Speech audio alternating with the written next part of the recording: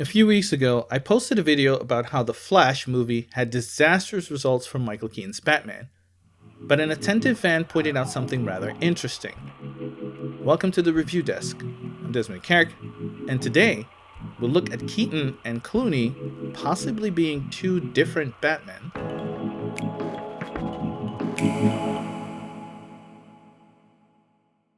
In my previous video, I used a snippet from a comic and clip from Batman and Robin to prove that Christopher Reeve's Superman coexists with Batman. Chicks dig the car. This is why Superman works alone. The question is, which Batman?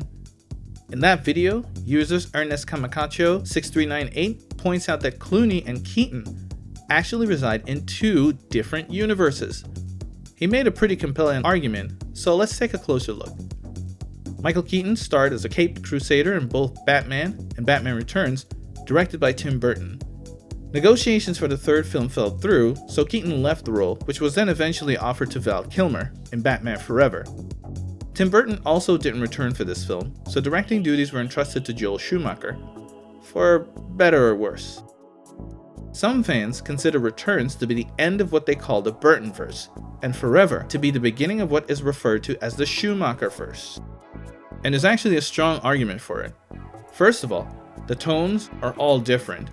The first two Batman films feel dark and gritty, whereas Forever and its sequel pile on the camp and feel more lighthearted.